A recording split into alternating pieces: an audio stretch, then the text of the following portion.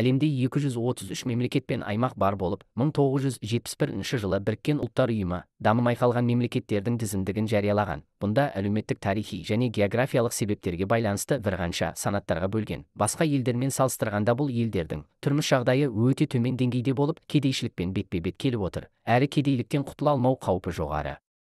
2018 жылға дейін Біріккен Ұлттар ұйымының әлемде 46 мемлекеті ең дамымай қалған мемлекет деп жариялаған. Жалпы халық саны шамамен 880 миллион адамды құрайды. Әлем халқының 12%-ін ұстайды. Бұл елдердің жалпы ішкі өнімі әлемдік сауданың тек 1%-ін құрайды. Олардың көпшілігі Африкада, ал Азияда 9 мемлекет орналасқан. Осы 9 мемлекеттің ең кедейі қайсы? Халқы қалай күн көріп жатыр? Өзіміздің Қазақстан осы 9 мемлекеттің ішінде бар ма? Осы жөніндегі ақпаратты сіздерге айтып өтеміз.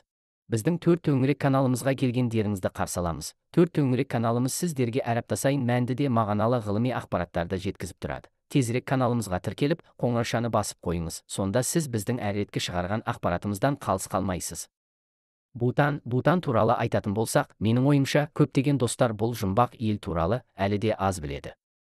Биылғы жылы туризмнің өсуімен бұл жұмбақ ел өзінің әсем табиғаты мен тауларына сүйене отырып, бірте-бірте дүние жүзінің көрнеу алаңына шықты. Бутан Азияның оңтүстігінде, дүниеде жан саны ең көп Қытай мен Үндістанның арасында орналасқан. Жер көлемі шамамен 40 мың шаршы шақырым болып, бұл жерде небәрі 750 мың адам ғана тұрады. Гималайдың бөктеріне орналасқан болып, орташа биіктігі теңіз деңгейінен 4000 метрден асады. Әлемдегі ең биік ел болып есептелінеді. Қазіргі ұлттық экономикасы бірте-бірте жаһандануға енуде, бірақ Бутан үкіметі керісінше әрекет етуде. Ол экономикалық дамуға құштар емес, керісінше бақыт индексін жақсартуға назар аударады. Бір кездері ол әлемдегі ең бақытты елдердің бірі ретінде бағаланғанымен, халқының тұрмыс өресі өте төмен деңгейде. Жұмбақ елдің ұзақ жылдар бойы сыртқы әлеммен байланысы жоқтың қасы болды. Тек 1960 жылдардан бастап ғана сыртқа есік ашып, басқа елдермен қарым-қатынас жасай бастаған. Теледидарды 1999 жылдардан бастап көре бастаған. Әлемде теледидар мен интернетті ашқан соңғы ел.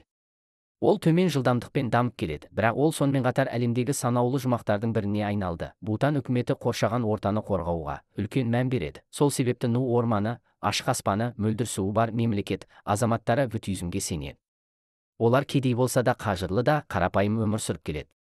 Қортып айтқанда, бұл сырлы ел бұдандылай өзінің әртүрлі абзалдылығын сәулелендіріп, саяхатты дамытып, халық тұрмысын жақсартып, кедейлік қалпағынан ертерек құтылуына тілектеспіз. Лаос оңтүстік шығыс Азияның Үнді-Қытай түбегінде орналасқан мемлекет. Жер көлемі 236 мың шаршы шақырым, халқы 7 миллионға жуық. Бұл оңтүстік шығыс Азиядағы теңізге шыға алмайтын жалғыз мемлекет, және Вьетнам, Камбоджа, Таиланд, Мьянма және Қытаймен қоршалған. Лаос тарихта жаулап алынған әрі тәуелді аймақтардың бірі болған. 14 ғасырға дейін Қытай әулеттерінің қосалқы елі болды. Оны таяу заманда Франция мен Жапония отарлап алған. Ол 1975 жылы ресми түрде тәуелсіз болды. Лаос экономикасы өнеркәсіптік негізі әлсіз, ауыл шаруашылығы басым. 1997 жылғы Азиядағы қаржы дағдарысы және үкіметтің бұрынғы экономикалық дұрыс емес басқаруы Лаос экономикасын артта қалдырды. Ең теңізге шыға алмайтын ел ретінде, Лаоста басқа оңтүстік шығыс Азия елдері мақтан тұтатын теңіз ресурстары жоқ, және оның ішкі инфрақұрылымы жақсы емес. Және бұл аумақта таулар мен үстірттер басым. Бұл Лаостың экономикалық даму кеңістігін одан әрі шектейді. Бақытқа жарай, 21 ғасырға кіргеннен кейін экономикалық саясаттың пысып жетілуі Лаосқа үлкен көлемде сыртқы инвестиция әкелді, және отандық экономика қарқынды өсті. 2018 жылы ішкі нақты өсу қарқыны 6,5% құрады. Бұл әлемдегі ең жылдам дамып жатқан экономикалардың бірі. Жылдам экономикалық өсімге қарамастан, Лаос әлі күнге дейін оңтүстік шығыс Азиядағы ең кедей елдердің бірі болып табылады. Миллионерлер мен жаңа капиталистер барған сайын көбеюде. Бұл байлар мен кедейлер арасындағы үлкен алшақтыққа әкелді. Сонымен қатар, дарындылардың сыртқа ағуының ауыр проблемасына тап болды. 2015 жылғы бағалауларға сәйкес, білімді Лаос халқының 37% шетелде тұрады. Бұл жағдай Лаостың ұлттық дамуына кері әсерін тигізіп отыр. Бангладеш оңтүстік Азияда орналасқан, жер көлемі 150 мың шаршы шақырым, және 164 миллион халқы бар мемлекет. Бұл әлемдегі жан саны ең тығыз қоныстанған ел. Бангладеш әдеттегі мұсылман елі. Діннің ынталандыруымен бангладештердің бала туу деңгейі жоғары болып жатыр. Бұл Бангладешті әлемдегі халық өсімі ең жоғары елдердің біріне айналдырды. Халықтың өсу қарқыны ұлттық экономиканың өсу қарқынынан әлдеқайда жоғары. Бангладеш азаматтары негізінен ауыл шаруашылығымен айналысады, бірақ ауыл шаруашылығы саласының құрылымы өте қарапайым. Джут экспорт етеді. Джут көлемі дүние жүзінің 65%-нен астамын құрайды, және халық жер ресурстарының көп бөлігін джут өндіру үшін пайдаланады. Ал күріш, көкөніс және мал шаруашылығының технологиясы сияқты басқа өнімдер өте артта қалған. Сонымен қатар, Бангладеш жас мемлекет. Елдің басқару және құрылыс мүмкіндіктері шектеулі. Жол, су, электр қуаты және интернет жағынан Бангладеш әлемдегі көптеген елдерден әлдеқайда артта. Бангладеште пойыздардың жолаушыларға шамадан тыс жүктелетіні жиі байқалады, ал қаланың ластануы ауыр, жол қозғалысының кептелісі және елдің кейбір ірі қалалары көп жылдық тірескен жағдайда. Бұл ғана емес, Бангладеш әлемдегі табиғи апаттар жиі болатын елдердің бірі болып табылады. Оның ішінде су тасқыны ең ауыр болып табылады. Бұл ел өзендер мен тоғандардың мекені деп аталады. Әлемдегі өзендері ең тығыз елдердің бірі. Елдің барлық жері жазық болғандықтан, Бангладеште жаңбырлы маусымда өзен тасқыны жиі кездеседі. Көптеген материалдық ресурстар мен үкімет ресурстарын тұтынады. Қаржы ресурстары елдің экономикалық дамуын нашарлатып жатқаны сөзсіз. Қазіргі уақытта Бангладеш халқының жартысына жуығы кедейлік шегінде өмір сүреді, ал ел халқының 1/3 өте кедей. Әрбір 4109 адамға бір ғана аурухана төсегі бар. Шығыс Тимор.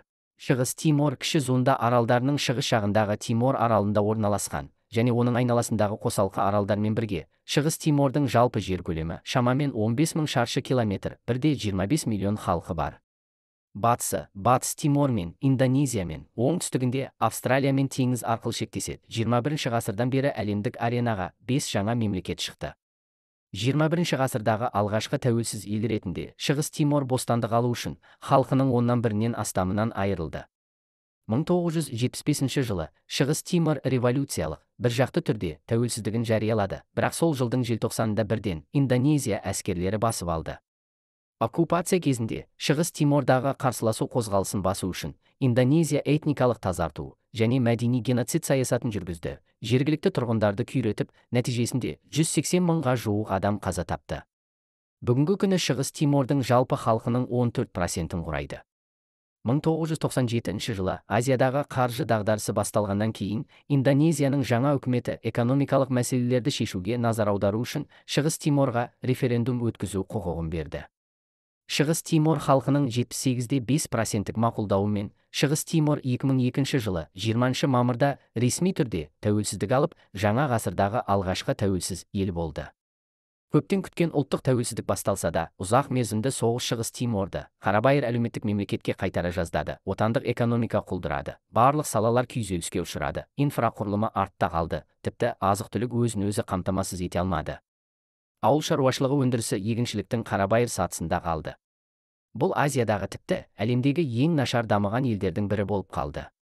Елдің аман қалуы толығымен халықаралық қолдауға мұқтаж.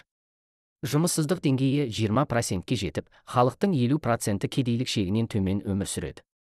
Халықтың жартысына жуығы сауатсыз. Соңғы жылдары теңіздегі мұнай мен газдың ауқымды игерілуімен Тимор-Лесте экономикасы аздап жақсарып, оның қаржылық кірісі өсе бастады. Дегенмен, ұзақ мерзімге қарағанда елдің даму болашағы әлі де ойдағыдай емес. Камбоджа Шығыс оңтүстік Азияда орналасқан. Бұл ұзақ тарихы бар ежелгі өркениетті ел. Ел халқының жалпы саны 16.490 мыңға жуық. Камбоджа жерінің 70%-ден астамы жазық болып табылады. Бұл ауыл шаруашылығын елдің ең негізгі саласына айналдырады. Алайда тропикте орналасуына байланысты жылдың көп бөлігінде ыстық болады. Жаңбыр жаумайды, су жинау жүйесі де жақсы дамымаған. Ауылдық жерлер егін өсіру үшін тек табиғи жаңбыр суына ғана сүйене алады. Ауыл шаруашылығы тиімді дами алмады. Жаңа типтегі дамушы ел ретінде соғыс жылдарындағы және басқа факторлардың әсерінен Камбоджаның экономикалық дамуы баяу. Халықтың өмір сүру деңгейі Азияның соңғы бөлігінде орналасқан, отандық өнеркәсіптік база әлсіз, көлік жүйесі жетілмеген, инфрақұрылым жеткіліксіз, денсаулық пен санитарлық мәселелер және халықтың білімсіздігі өте ауыр. Бір қуанарлығы, жергілікті билік туризмге үлкен мән беріп, экологиялық ортаны қорғау жұмыстары жақсы істеліп жатыр. Әрі елде жыл бойы сансыз туристерді тартатын Ангкор-Ват қирандылар мен Пном Пен патша сарайы және басқа да танымал туристік орындар сияқты көптеген мәдени жәдігерлер сақталған. Қытайды, Оңтүстік Кореяны, Жапонияны және басқа елдерді инвестиция құюға сәтті тартты. Нәтижесінде Оңтүстік Шығыс Азиядағы жаңа инвестициялық нүктелердің біріне айналды. Мьянма Азиядағы Үнді-Қытай түбегінің батысында орналасқан. Бұл Шығыс Оңтүстік Азиядағы екінші үлкен мемлекет. Оның жер көлемі шамамен 680 мың шаршы шақырым, халқы шамамен 55 миллион 670 мың адам. Бұл әлемдегі халқы ең көп 26-шы ел. Мьянма ауыл шаруашылығына негізделген мемлекет. Негізгі ауыл шаруашылық өнімдері күріш, бидай, қант қамысы қатарлы өнімдер. Бұл Шығыс Оңтүстік Азия мемлекетін бір кездері 21-ші ғасырда Ұлыбритания басып алған. Британдық отаршылдық армия күйіп кеткен жер стратегиясын жүргізді. Шегінбес бұрын ауыл шаруашылық жерлерін өртеп жіберді, зауыттарды, айлақтарды, көпірлер мен темір жолдарды жарып жіберді, және Мьянманың барлық өнеркәсіптерін дерлік өртеп жіберді. Екінші дүниежүзілік соғыстан кейін, Мьянма соғыстан кейінгі қалпына келтіру жұмыстарын бастады. Және елдің ауыл шаруашылығы өндірісін қарқынды түрде қалпына келтірді. Бірақ экономикалық қайта құру сәтті болмай тұрып, инфляция бүкіл Мьянманы шарпыды. Бұл Мьянманың 20-шы ғасырдың ортасынан бастап, бірте-бірте әлемдік деңгейдегі экономикалық елден, әлемдегі ең кедей елдердің біріне түсуіне әкелді. Ал оның экономикасы мен несиесі бір кездері экономикалық дағдарысқа енді. Экономикалық құлдырауды жақсарту үшін 1988 жылы Мьянма біртіндеп шетелдік инвестицияларды ашуға шешім қабылдады, экспорт салығын алып тастады және сауданы дамытуға жәрдемдесу үшін импорт пен экспорт көлемін кеңейтті. 2013 жылдан бастап экономикалық саясаттың біртіндеп тиімділігі аясында Мьянманың ұлттық экономикасы жақсара бастады. Солай бола тұрса да, бұл ел әлі де әлемдегі ең нашар дамыған елдердің тізімінде. Оның азаматтарының 10%-тен азының банк шоттары бар. Жұмыссыздық деңгейі 37%-тен асады. Бұл халықтың 4-1% әлі де кедейлік шегінен төмен өмір сүреді. Непал Оңтүстік Азияда орналасқан болып, Гималай аймағындағы теңізге шыға алмайтын мемлекет. Қытай, Үндістан және Бангладешпен іргелес орналасқан. Оның жер ауданы шамамен 15 мың шаршы шақырымды құрайды және 30 миллионға жуық халқы бар. Алдында таныстырған Бутан корольдігі сияқты, Непал жерінің көп бөлігі биік таулы аймақтарда орналасқан. Әлемдегі ең биік 10 шыңның 8-і Непалда немесе оның шекарасында орналасқан. Бұл елдің салауатты экономикалық дамуға қол жеткізуінің маңызды алғы шарты. Алайда шын мәнінде ресурстарға өте бай, бірақ кедейленген елдер аз емес. Оңтүстік Азиядағы ең кедей ел ретінде танылған Непал айқын мысал. Непал табиғи ресурстарға бай және қазірдің өзінде бар деп дәлелденген. Әк қоры 1 миллиард тоннаға жуық, темір рудасы 20 миллион тоннадан астам, мыс кеніші 16 миллион тоннаға жуық, мұнай, газ, көмір, асылтас сияқты жер асты қоры бар. Сонымен қатар, Непал су қоры ресурстарына бай, су энергиясының қоры 83 миллион киловаттқа жетеді. Бұл дүние жүзіндегі жалпы гидроэнергетика қорының 2-3%-ін құрайды. Табиғи ресурстардың көп болуына қарамастан, Непалдың саяси жағдайы ұзақ уақыт бойы турбулентті болды. Нашар әлеуметтік қамтамасыз ету, әлсіз инфрақұрылым және технологиялық деңгейдің артта қалуымен, үкіметтің тиімсіздігі салдарынан жоқшылықтан құтыла алмады. Нашар географиялық орналасуы материалдарды тасымалдауға қиыншылық туғызумен бірге, Непалдың экономикалық дамуын айтарлықтай шектеді. Бүгінде Непал әлі де кедей ел. Аграрлық ел ретінде биылғы жылы туризм мен өнеркәсіптің даму деңгейі жақсарып, ұлттық табыстың өсуі жалғасқанымен, орташа табысы бар елдердің стандарттары арасында әлі де өте үлкен алшақтық бар. Дүниежүзілік банктың статистикасына сәйкес, Непалдың жан басына шаққандағы жалпы ішкі өнімі 2018 жылы тек Оңтүстік Азиядағы ең кедей ел және әлемдегі ең баяу дамыған елдердің бірі болған. 2018 жылғы жағдай бойынша, Непалдағы кедейлік деңгейі 31,2%, сауатсыздық деңгейі 51,4% және жаңа туған нәрестелер өлімі 31,2%, ал орташа өмір сүру ұзақтығы небәрі 59 жас болған. Йемен Республикасы. Орта Шығыста мұндай бір мемлекет бар. Жеткілікті халқы, мол мұнай ресурстары және жоғары географиялық орналасуы бар. Алайда бұл ел өте артта қалған. Ол Біріккен ұлттар ұйымының бағалауы бойынша әлемдегі ең дамымаған елдердің бірі ретінде бағаланады, және сонымен қатар, Таяу Шығыстағы ең кедей ел, бұл елдің толық атауы Йемен Республикасы, әдетте Йемен деп аталады. Араб теңізі мен Қызыл теңіздің шетінде орналасқан, Сауд Арабиясы сынды Таяу Шығыстың мұнай патшалығымен шектеседі. Жер ауданы шамамен 555 мың шаршы шақырым, және жер аумағына қарамастан шамамен 30 миллионнан астам адам өмір сүреді. Жалпы халқының саны бойынша әлемдегі 49-шы ел. Дегенмен Йемен әлемдегі экономикалық жағынан ең артта қалған елдердің бірі. Шаруашылық жердің жағдайы нашар, су және егістік жер өте тапшы. Егістік жер бұл ел жерінің 3%-ін ғана құрайды. Йемен халқы бұрын ауыл шаруашылығымен айналысатын ел болғанымен, елдің шөлейттенуі күннен күнге нашарлап барады, және судың жетіспеушілігінен жердің көп бөлігі егіншілікке жарамсыз. Сондықтан йемендіктер әлі күнге дейін астықпен өзін-өзі қамтамасыз ете алмайтын кедей өмір сүруде. Йеменде мұнай ресурстары болғанымен, Йемен таяу шығыс мұнай ұйымына қосылмаған. Мұнай арзан бағамен қайта сатылады, және сату бағасы басқа таяу шығыс елдерімен үлкен алшақтыққа ие, және кейбір таяу шығыстағы сияқты мұнайдың бағалық күшін пайдаланбайды. Бұл мұнайды пайдаланудан түсетін пайданы айтарлықтай азайтады.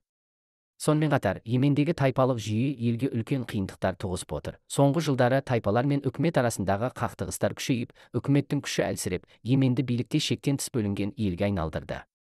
Мемлекеттік төлқұжаттарды тіпті мойындамайды. Шетелдіктер тайпаның құзырындағы аумаққа кіру үшін тайпада өз процедураларынан өтуі керек. 2018 жылғы жағдай бойынша Йеменде жан басына шаққандағы жылдық табысы 1000 ақш долларынан төмен, ал өмір сүру деңгейі әлі де Ирак пен Иранның өткен ғасырдағы өмір сүру деңгейімен қарайлас, экономикалық деңгейі көршілес, Сауд Арабиясымен салыстырғанда өте төмен, Шығыс Африка елдеріне жақын. Ауғанстан оңтүстік орталық Азияның қақ ортасында орналасқан, аумағы шамамен 650 мың шаршы шақырым, және 30 миллионнан астам халқы бар. Ауғанстанда жыл бойы соғыс болады. Ол Азияның өзегін алып жатқандықтан, Ауғанстан соңғы 200 жылда бірқатар апаттарға ұшырады. Кеңес одағы мен Америка Құрама Штаттары басып алған әлемдегі жалғыз мемлекет. Ол 20 ғасырдың аяғынан бері азаматтық соғыстарға толы болды. Ұзақ уақытқа созылған соғыс салдарынан отандық экономиканы тиімді дамыту мүмкін болмады. Ауғанстанда өнеркәсіп саласы мүлдем дамымаған, технологиясы мешеу, шағын өңдеу зауыттары ғана бар болып, өнеркәсіптік технология өте артта қалған. Елдің көп бөлігі әлі де шағын шаруашылығы жағдайында және сыртқы көмекке қатты сүйенеді. Ауғанстанда пайдалы қазбалар мен кен орындары болғанымен теңізге шыға алмайтын бұл елдің теңізге шығатын сағасы болмағандықтан, елдегі ойлы қырлы таулы жолдармен және артта қалған көлік жүйесімен байланысты ірі көлемді тасымалдауда үлкен қиындықтарға тап болып отыр. Бұл пайдалы қазбалар мен кен орындарының ауқымды тау-кен жұмыстарын бастауына кедергі болып отыр. Сонымен қатар, көп жылдық соғыстар Ауғанстандағы туризм индустриясын толығымен жойды. Туризм индустриясы әкелген кіріс нөлге тең, ал мемлекеттік жемқорлық индексі әлемде төменнен 4-ші орында тұрады. Соңғы жылдары халықаралық қауымдастық көмек көрсетуді жалғастырғанымен, жергілікті үкіметтің сыбайлас жемқорлыққа байланысты көмектің орасан көп бөлігі іс жүзінде жергілікті мердігерлер мен жеке компаниялардың қалтасына түсіп кеткен. Географиялық орналасу, көп жылдық азаматтық соғыс және үкіметтің нашар басшылығы Ауғанстанды Азиядағы ең артта қалған және ең кедей елдердің қатарына қосты. Міне, бұл бақылау кезеңі мұнда енгізілген. Сізге осы эпизодтың алған білімі ұнайды деп үміттенемін. Экранның төменгі жағындағы лайк басуды және осы арнаға жазылуды және қабылдау туралы хабарландыруды ашуды ұмытпаңыз. Бөлісіп қойыңыз. Көргеніңізге рахмет.